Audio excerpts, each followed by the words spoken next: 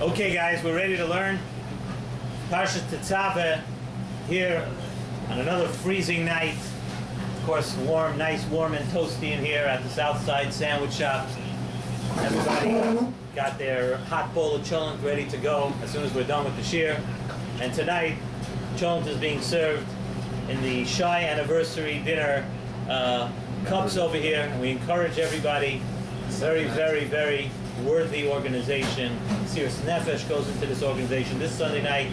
The Shai dinner, please attend, and I'll pick up my check tomorrow.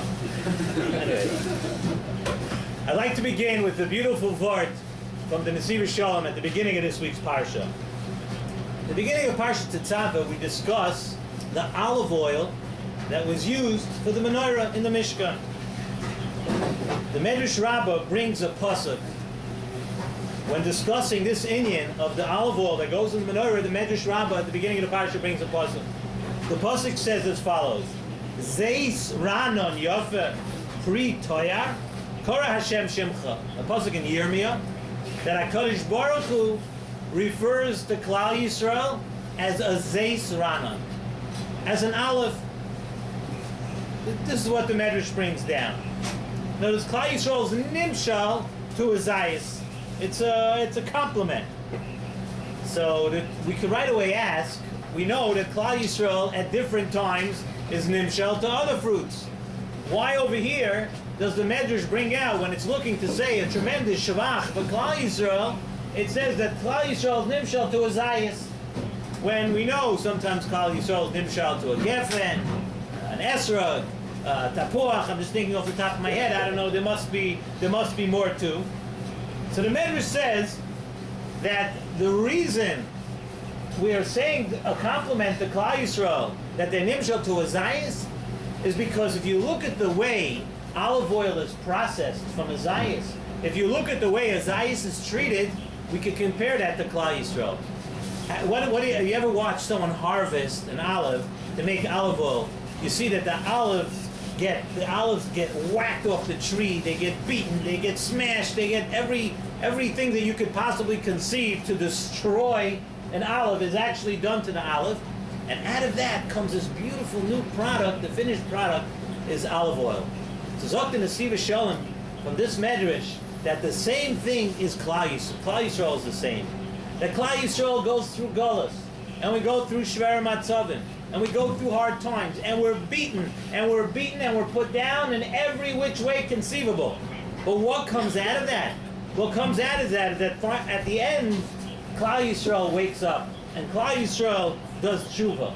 And when Klal Yisrael does tshuva and they come back to HaKadosh Baruch Hu, then our tefillos are answered. Then we're Klal Yisrael. Then we have this attribute. Then we have this compliment that we're like a zayis. And that's the way we're compared to a zayis. And the truth is that an olive is different than any other fruit. Do you know that every other fruit, think about it, this juice, like, okay, I mean, olive is not the only fruit that gets beaten and whacked and smashed and everything and something comes out of it. But what is the difference? Every other fruit, what happens to the fruit? They beat the fruit, you smash the fruit and everything, and what comes out of it? What comes out of it is still a food. It comes out of it is applesauce. It comes out of it, it's grape juice. It's still the same thing as the fruit. It's still part of fruit. Fruit juice, fruit something. However, an olive is the only thing that a totally new and chashuva entity comes out of it.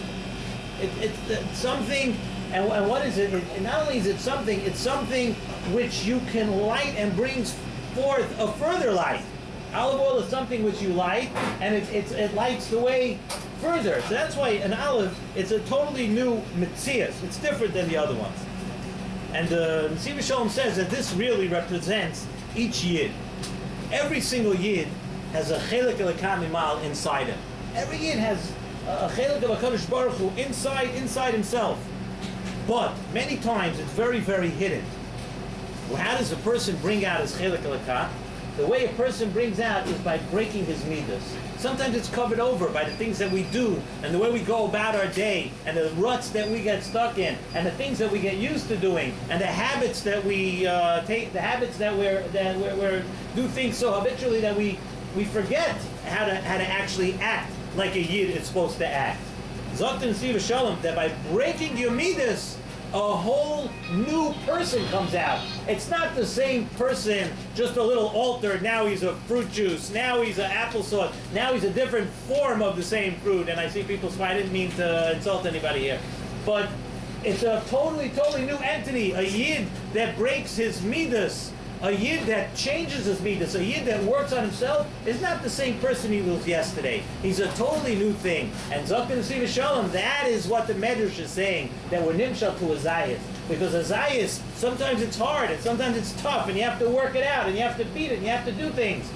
But, and of course it doesn't mean, the Siva Shalom says, of course it doesn't mean, like some other religions say, that in order to beat yourself, we're not talking about physically painting yourself. We're not talking about physically beating yourself. Over here, when we say we're talking about breaking your lathe, breaking your midas, acting differently, taking on other things that you didn't do yesterday. That's the type. We're talking about spiritual walls that are up between us and HaKadosh Baruch Hu. And now those spiritual walls are up. That's what we have to break. And that's how the Medrash says that we're compared to a Zayas. Just like a Zayas has to be beaten. And sometimes it's tough. And a beautiful, beautiful olive oil, a beautiful thing comes out of it. After we're done with it. That's the same thing a Yid. After a Yid breaks his midas, after a Yid works on himself, he's a different person than he was yesterday. He comes out like that. And he brings down a Chassam Sofer. Chassam Sofer asks a kasha at the beginning of the Parsha. If you take a look, it seems that the Seder of how we make this olive oil seems to be a little bit reversed. The Pasuk says, Shemen Zayezach, that we have to have a pure olive oil, clear and pure olive oil. And then it says, Kosis Lamor. The truth of the matter is, if you think about it, we have to do the Kosis in order to come out with the Shemen Zayezach. Break the Chassam Sofer. Why does the Pasuk first say Shemen Zayezach and Kosis Lamor? So the Siva Shalom brings down from the Kabrina Rav this word that we just said. He said that the end product, a Yid has to see the end product is Kosis Lamor. That at the end, that after the whole thing, Lamor, we have to be able to light the way for tomorrow. We have to be able to, can't just come out with the Shemen Zayezach and that's the end of it. For a Yid, it's a much bigger thing that after the Kosis, after we work on it, and after we beat it down, it's Kosis Lamor.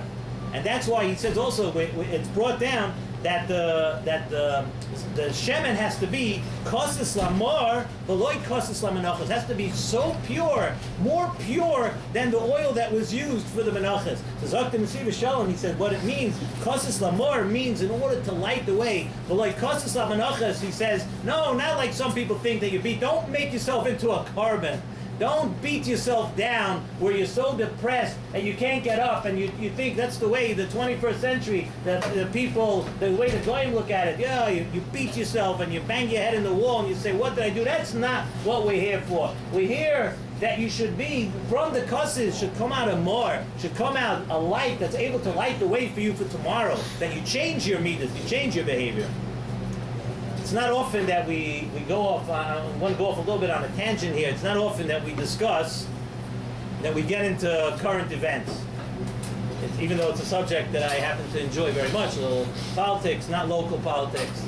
But when we think about current events and what's going on right now in the Middle East, Mamish, right on the doorstep of Eretz Yisrael, very, very dangerous matzah that's happening very close to Eretz Yisrael.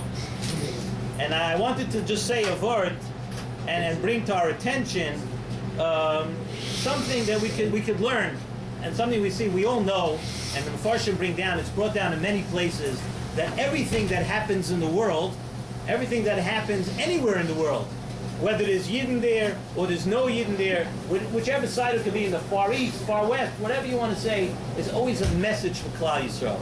There's always a message, and everything, every current event, every single thing that happens is for Klal Yisrael.